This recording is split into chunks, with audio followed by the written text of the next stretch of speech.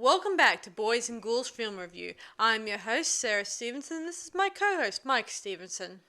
Hi guys. And tonight we'll be reviewing this sort of pop culture movie called The Dungeonmaster. Now wait a minute. Was released in 1984. Now, before we go on, I think it's got several names. I think the main name is The Dungeonmaster, but it was originally called, I believe, Rage War, The Challenges of Excalibrate, and it might have also been called Digital Knights with a K-N-I-G-H-C-S. Yeah, when it was released, Rage Wars was released in the US. Empire Pictures changed the title to The Dungeonmaster, mostly due to the popularity of the role-playing game Dungeons and Dragons. The newspaper sadly included a disclaimer saying that said that this film is not associated with the TSR Inc., publisher of Dungeons and Dragons, the game. So it has no association. So if you guys are a big fan of Dungeons and Dragons, the game, do not mistake this movie for this one. But it was inspired by it to a certain degree because there's a bit of role playing in here. Yeah, this does have a lot of video game. Yeah. A bit like Tron. Things here. It is dragged into an alternate universe environment sort of thing. So yeah. Now before we go too far, this has been referred to as an anthology horror fantasy. Yeah. Well, to me, it's not a true anthology. To me, an anthology is a group of stories that may or may not be related, but this follows one person's battle with one other person given different scenarios. Yeah, this has like seven different scenarios. Yeah. But the main one is about a man who just happens to be an IT person who gets pulled into a realm of fantasy and horror. Well, a lot like dragged into hell to battle a demon called Mestema, who is supposed to be a devil or a mad magician or something or other. Whatever. According to Wikipedia, they depict him as a evil magician, sorcerer that's lived so many years. Now, getting back to the anthology side of things, now the similarity with the anthology part is that each segment, each challenge our main guys put through, has been written and directed by different people. So yes, in some ways it's an anthology. Yeah, the one thing I like about this is the directors were able to work together on this. Unlike other directors and story writers who just work against one another, but this one worked together. And it wasn't detrimental to the characters, so it was good. Now, actually, there was another thing I noticed. There's a heavy metal band in there called Wasp, W-A-S-P. And I gather that's a real band in America, and they brought them into one of the... what are it called? Skits, scenario segments, whatever. Or sequences, they call it. So, whatever. But there's also, there's a line in this movie which is probably well known and been used in other movies and in pop culture. It is our main guy, our protagonist says, "I reject your reality and I substitute my own." So he takes control of his environment. This sort of quote became very popular in a Discovery TV show called Mythbusters. Well, there you go then. So it's become a very popular quote. Yeah. So who would have thought? Yeah, who would have thought? Okay. No, anyway, there's a lot of actors here because of all different segments or whatever, but I'm only going to mention the main three. Yeah, because it's only... the rest are more like co-stars or extras. Yeah, support actors just to make the pad it out. Now, the main one is Jeffrey Byron. Byron plays Paul Bradford. He's a skilled computer programmer who invented Excalibrate, which is his personal computer. Or Cal, for short. Cal, and it plays a very important part through the whole movie. Now, in other words, a skilled computer programmer, translated, an IT geek. Now, no, he's a really nice guy. He's good looking, so you guys know. He's not an attractive man. Yeah, I can't say no, it's not a man. And Richard Moll, M-O-L-L, plays Mestema, who is his adversary in the Nether regions. And Leslie Wing plays Gwen Rogers, Paul's girlfriend, and she plays an interesting part, especially in the beginning. Yeah, she's and sort of does aerobics and stuff. Really aerobics nice. and dancing and stuff. She's really pretty. Anyway, Back to the days when the 80s would often have a mixture of dancers back then. well, yeah, they're doing sort of jazz ballet or aerobics or something or other at the beginning of it, and she's a very fit-looking lady. Yeah. Anyway, irrespective, I don't think I've got anything else to talk about just at the moment. So, without further ado, I'll pass over to Sarah. Yeah, so the story begins with dear old Paul, who's just finishing work for the day. As we said before, he's an IT person who does everything with computers. And Cal, his computer, is sort of linked in with him, where he and her worked as a bit of a team. Yeah, somehow or other, I think it's a suspect See, relationship. Cal is a very intelligent computer, you know. He gave the female's voice too. Yeah, and this is where we get bit of problems between him and his girlfriend Gwen. Gwen is not too thrilled that her boyfriend is very close to Cal, the computer. Yeah, it's a love triangle. Her boyfriend, and a computer, and she thinks the computer's winning. Yeah, because Cal and Paul have a good working relationship. Exactly. And he asked, there's a song, I can't remember the band, it was called Computer One. I can't remember, My Sex, My Done, I can't remember. And the same sort of thing, the guy kept asking his computer about all his relationship things and everything, instead of talking to his girlfriend. True. Yeah, so yeah, a bit like that. Yes. Anyway, there was even a scene when he's leaving work. He's talking to his associate, I should say. Work colleague, if you will. Yeah, and his associate wants to give him a lift home, but his Paul wants to jog away home. He jogs every afternoon after work to burn off, whatever. Yeah, calories. Yeah, while he's jogging, he uses the Cal of the computer, who's sort of, I guess, a camera inside his lens. His glasses that changes the lighting on the traffic lights for him. Yeah, I find it hard to believe that a poor computer could affect the traffic lights, which is on the national grid. Yeah, and while he's running, his associate is stuck in traffic or going to be So he runs home fast. He could have been driven home anyway. Bugger that. I've been in traffic jams like that too. Yeah, eventually he arrives at home and his wife Paul asks his girlfriend if they could get married. Because he's really in love with her and things are going really well for them. But dear old Gwen, as I said before, has a problem with Cal the computer. So later that night, as they're going to sleep, he has a horrible nightmare where he sees Gwen in a beautiful setting, and he's pound in this sort of She's bathing in a lake or a little pool at the bottom of a waterfall. It's very beautiful. Yeah, wearing a beautiful outfit, and he tries to approach her, but somehow this invisible barrier is preventing him to get near her. And he somehow starts getting hotter and hotter, like his skin gets flaky for some reason, like he's in a hot climate.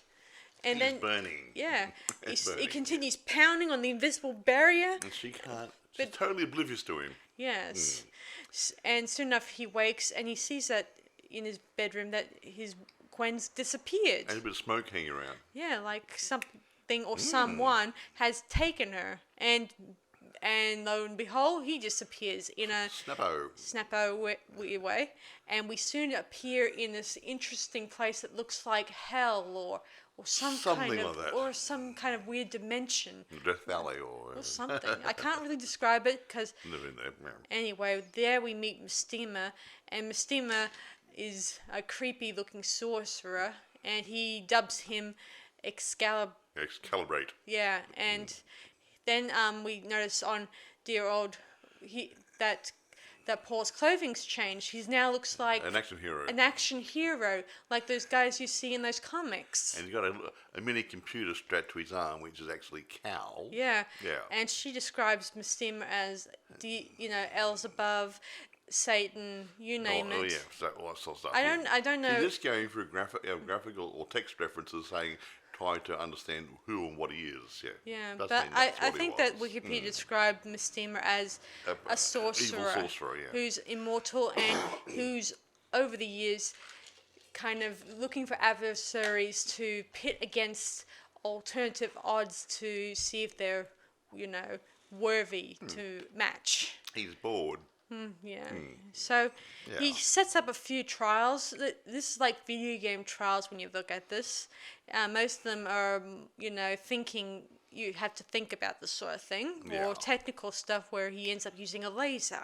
Yeah, now that's rather suspect, but I mean the laser would not have been in his bag of goodies back in the real world. How come he's been given a laser in hell or wherever he is? I don't know. Anyway, it doesn't matter. It As does I work often good for the say in the story. past, guys, I don't question a movie like this.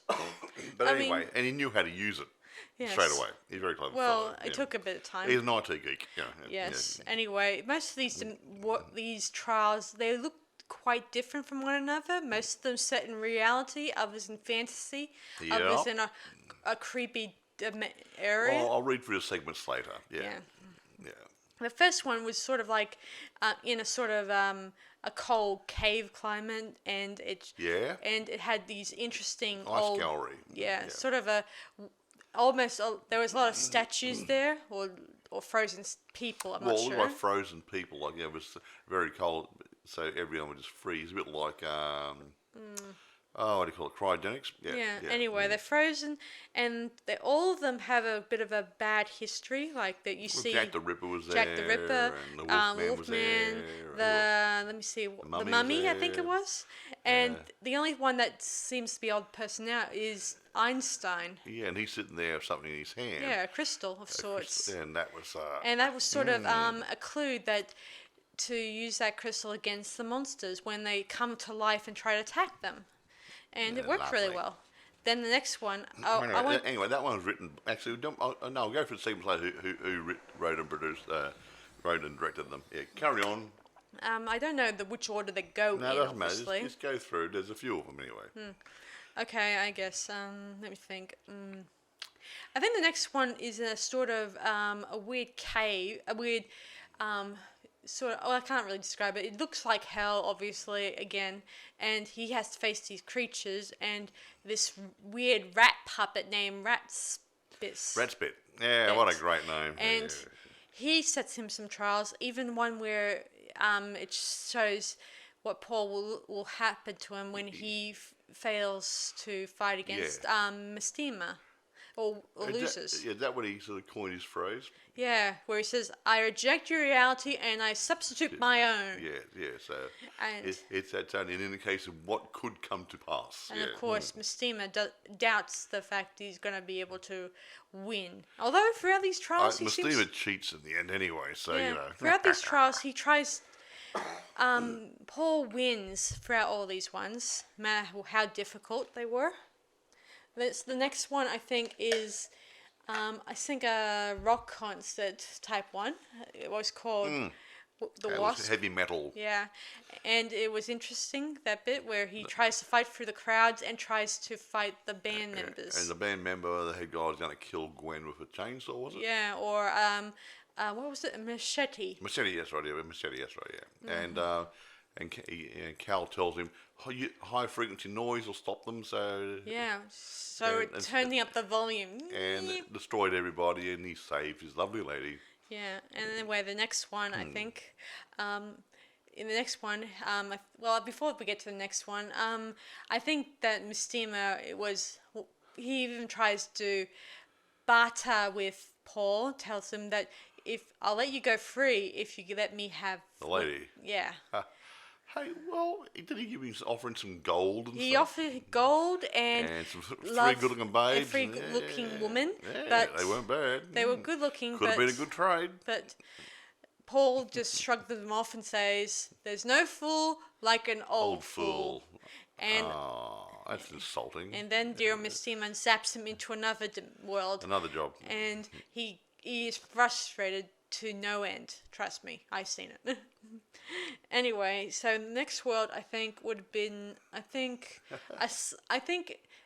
takes place in the modern world, I think. That's the police one? Yeah, where it was called Slasher. Yeah, the killer, yeah, modern day slasher killer type guy. Yeah, and this is where Paul sees a newspaper that says of a slasher killer who kills Gwen. But then Mestema's voice appears in this world saying, "Don't be disheartened, Excalibur. She's not dead, but if you don't be quick, soon she will be." So, acting quickly, but before we can get to that, he gets captured by some police who accuse him of Murdering somebody else. murdering someone, but with thanks to Cal, he was able to escape the police and try to find the killer before he finds Gwen. Unfortunately, he gets there in time, defeats the criminal, and he was able to save Gwen in time. And the police arrested the slasher guy. Yes. Not a good ending. Lived happily ever after. Yeah, true. The next one makes me think of No, Max. what? The desert one? No? Not that one. Okay. But this one takes place with a giant weird creature that's made of brick. Stone guy. Yeah. Stone Canyon giant. Yeah. I can't really describe him in details because in this scene it makes me think of the animation techniques from Puppet Master. Yeah, a bit of still frame. Yeah. That was good. It was good. But he beats this big rock statue type thing. Yeah. Yeah. Before he. Yeah. And let me see the short segment after that is is where he faces a creature in a cave, and at first he hears Gwen's voice and he thinks it's a trick from Mestema's. It's Gwen. Gwen's voice, but he thinks it's a trick from Mestema. But it turns out that it wasn't a trick because there was someone inside the cave. It wasn't her, it was somebody else. Yeah, it was a creature, but as he fights it, he soon sees that the creature gets defeated, and then he discovers this creature was sort of an angel who was turned into a monster. Because she'd been naughty. And she told him that you could have won if you walked away. Yeah. And interesting. And he says that he didn't know, and the fact she says that she digressed and she was punished for entering and stuck in this cave for years. And he saved her by somehow or other. Yes. That was a bit vague, that bit. That was very vague, and I wasn't sure if he won or not. Oh, I think he did. Yeah. Anyway, the final segment, sequence, was when he and Gwen are on this sort of futuristic Mad Max type world. Yeah, quite good though. I like that. Yeah. Excuse me. Where they face a few village dwellers or weird guy. But weird it's like a plain graveyard. It starts off here, like a bit like in Terminator when they had all the equipment there and stuff. That or Mad Max. Mad Max, yeah. But there was a race scene with those funny cars and whatever. So anyway, he eventually defeats them with thanks to Cal again and Gwen's help, obviously. Yeah, she comes at the front. She grabs a gun there and starts shooting the naughty guys. I gotta admit though, the cars here make me think of my friend Tracy, who's into costume and prop design, and she also does a bit of dabbles in making accessories for, say, armed cars sort of thing. Yeah, she's got a couple, I think. Yeah, she used to be in the army, so you know. Yeah, she's a very lovely lady. And has a good knowledge of, that sort of thing. Yeah, but she knows a lot.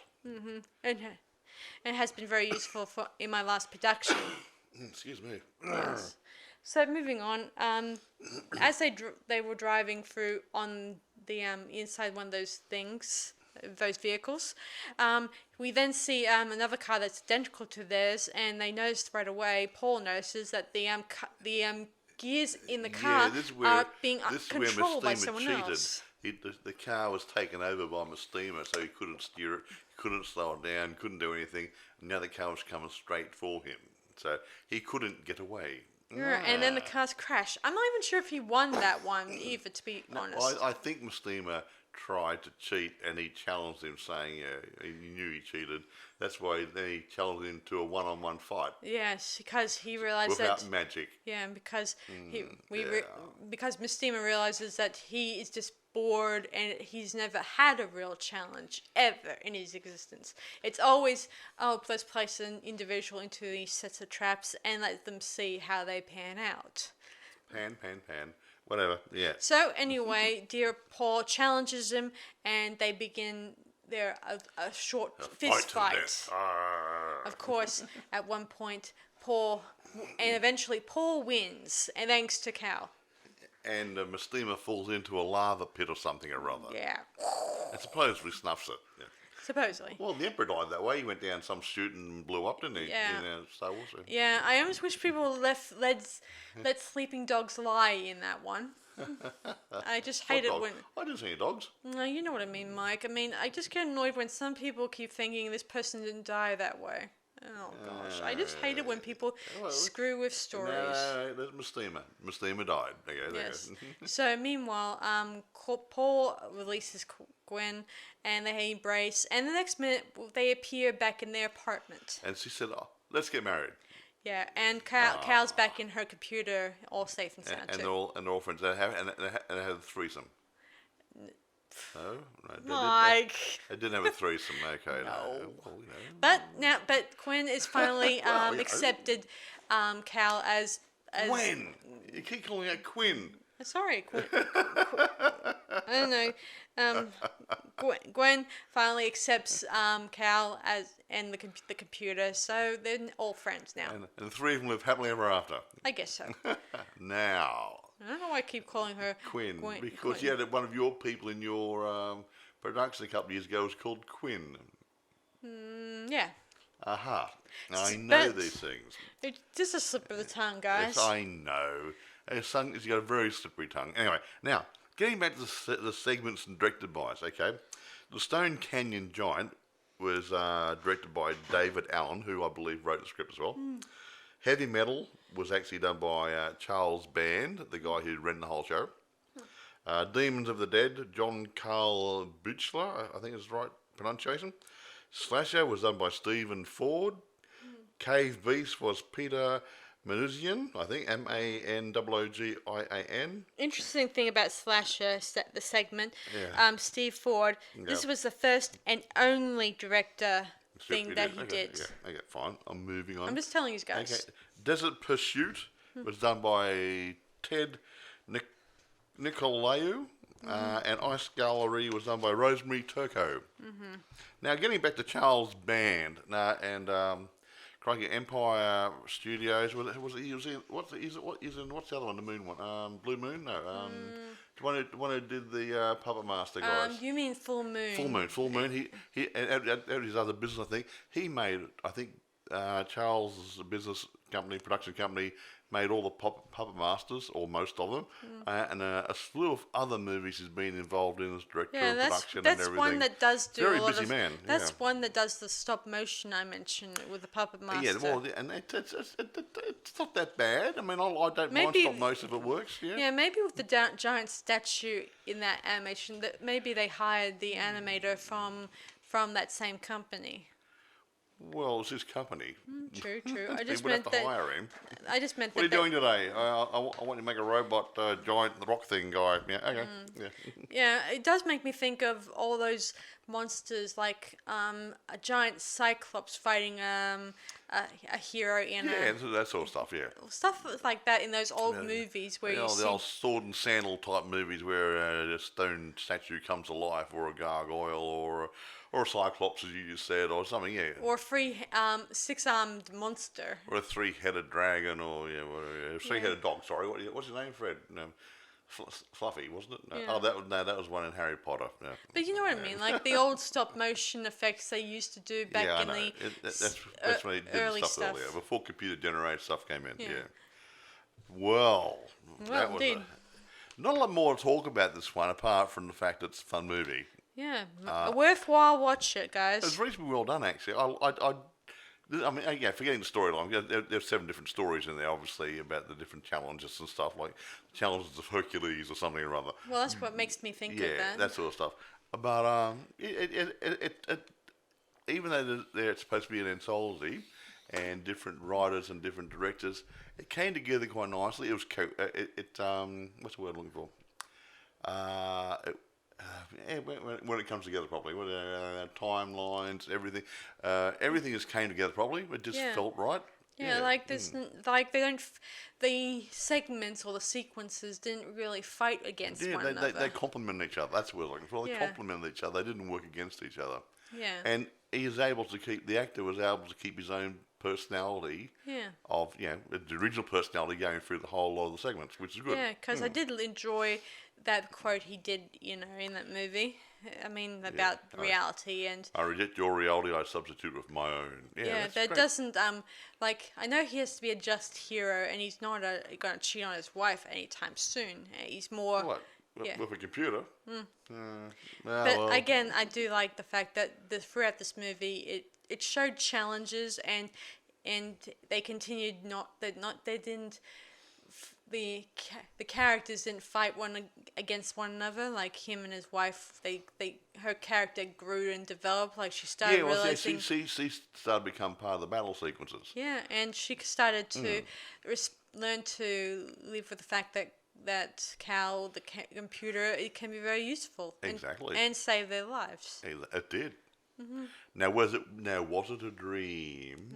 I think it was in a dream. I mean, there was smoke at the end, when they just reappeared again. Yeah. Like hint, that this was not all a dream. No, I think they were taken away to another realm.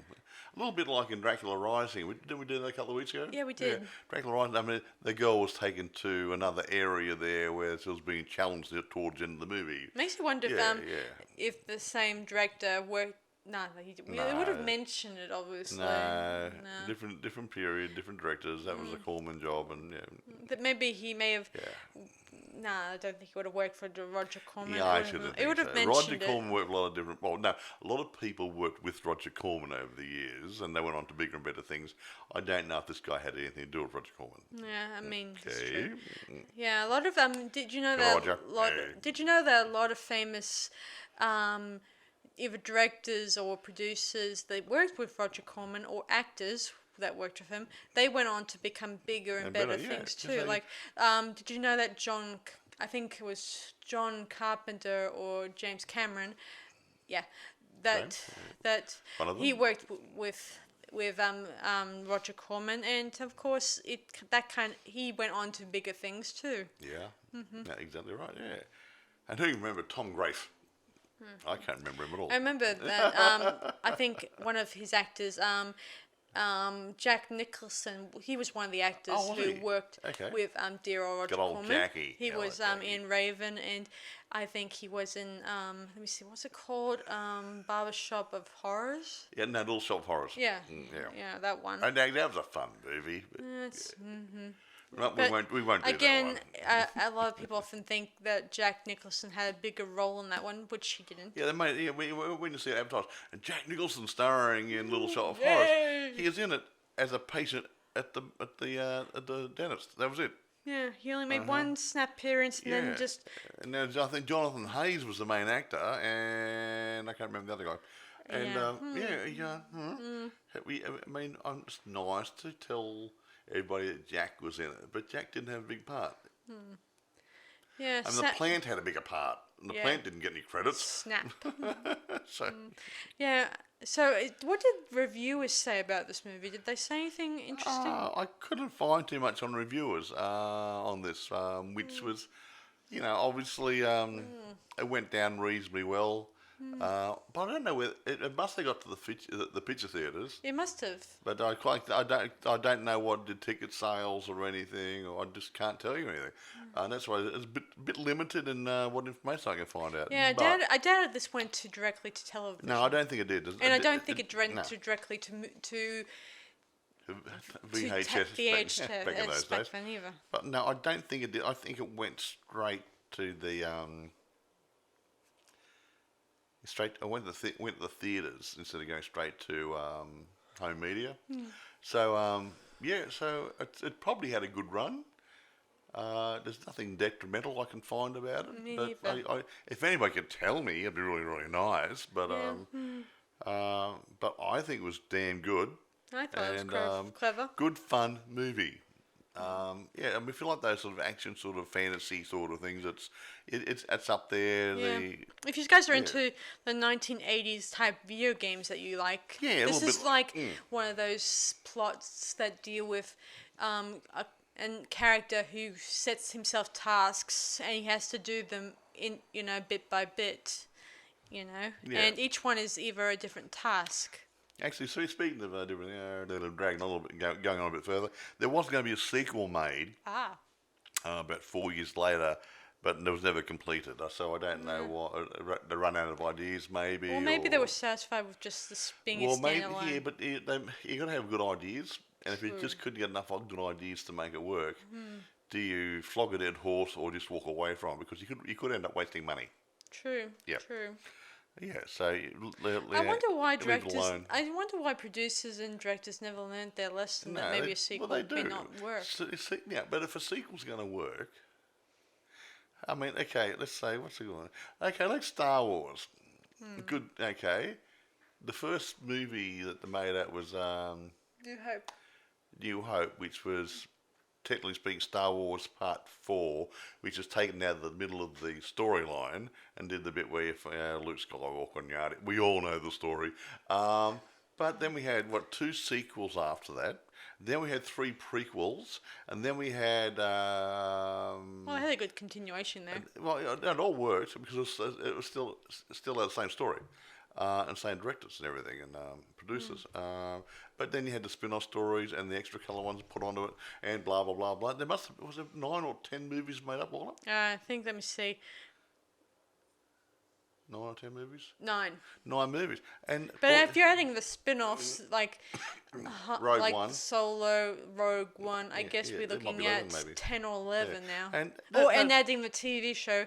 No, not TV show. show. That's sorry. That's you got stupid. 11, and they're all good. So you can't say sequels are always bad if they can hold their own. Yeah, as long as they can know how to tell the story and keep to the story. Well, keep the storyline, yeah. And the only thing I think probably the last movie. No, it was good, but the ending could have been a bit better. But yeah. Oh, we're happy, joy, and I think it fell flat right in the movie. But all the movies in that that franchise are brilliant. If I had my way, I would stick to the 6 movies. I mean, I'm not being. I like sci-fi. I just like the fact that in Return of the Jedi, it had a good closure. It had good closure, but 20 years later or something rather, or what it was, the naughty guys are coming around again, and it was timely to make the search for more money. No. I think that's the biggest problem. Like Spaceballs? Yeah, I think that Spaceballs had it right when they mentioned that quest part. for more money.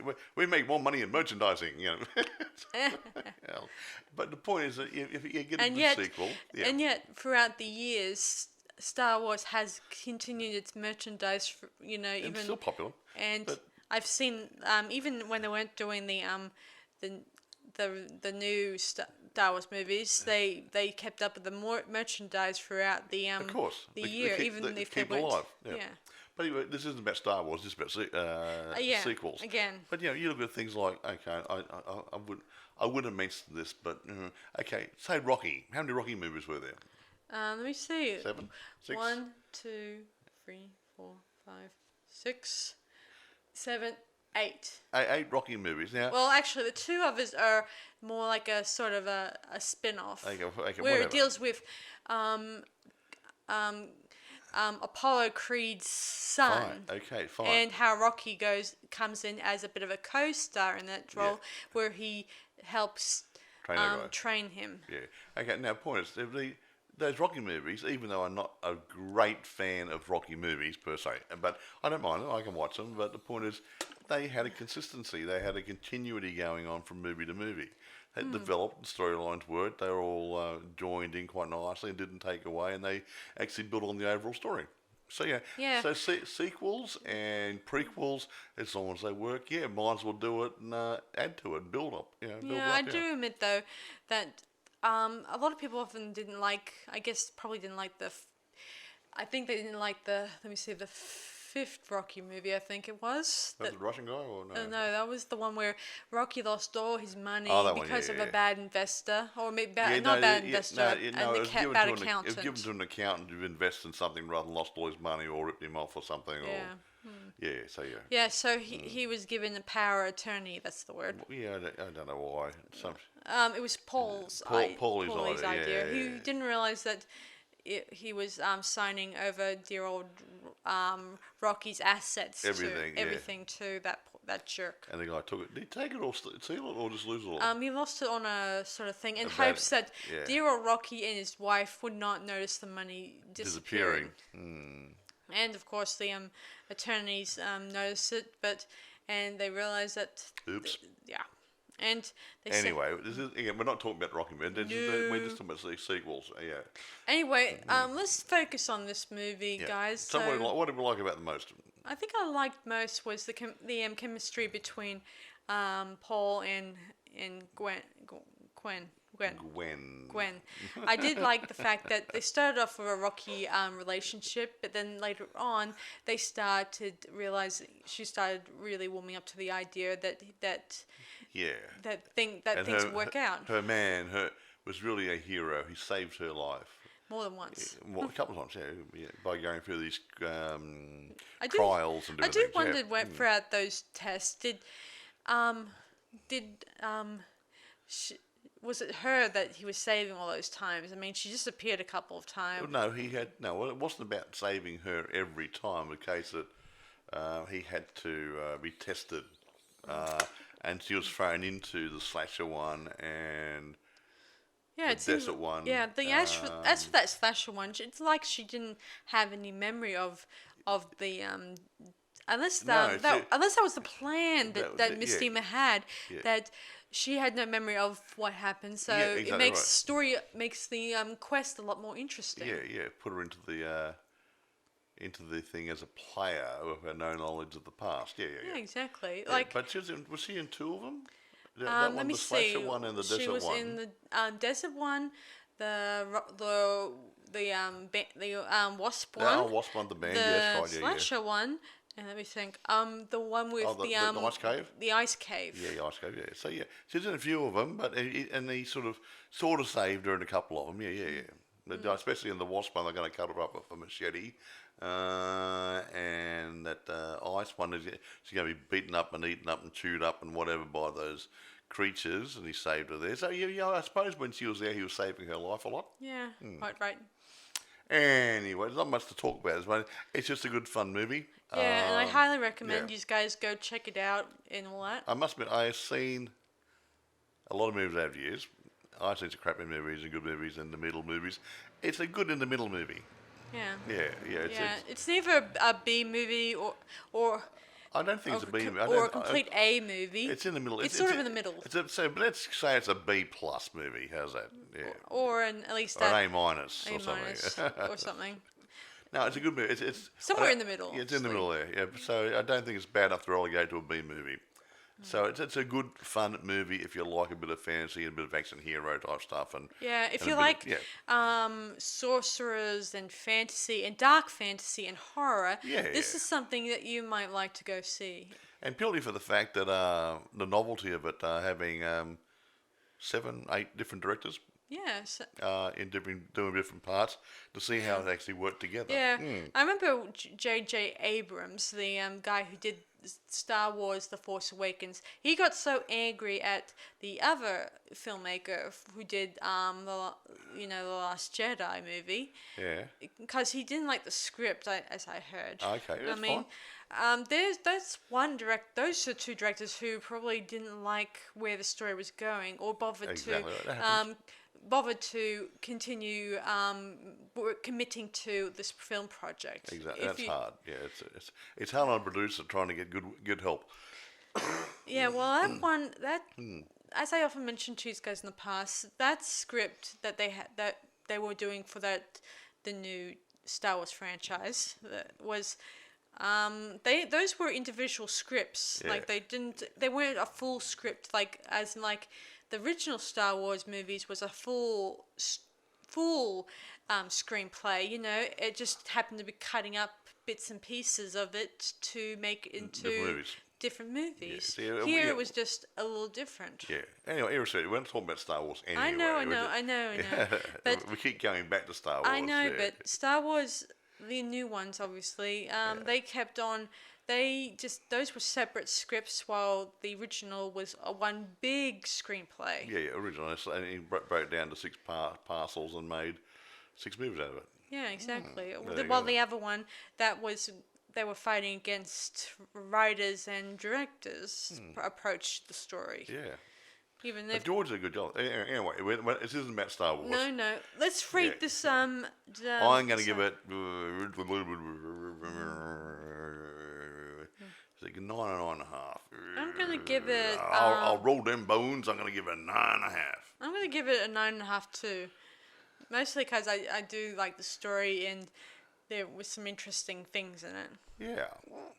But anyway, this Charles Band guy, he's been involved in lots of movies over the years, writing, directing, whatever, producing. This movie had a mixture of different things: horror, fantasy, dark fantasy, a bit of comedy here and there. Well, it was. I would say it had hints of comedy. It had a bit of there was lightheartedness about it. It had a bit of everything that will be good for everyone.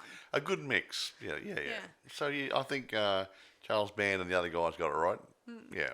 Yeah, so they're on the right track with this one, and if they ever did make money out of it, they'll probably make a video game out of it.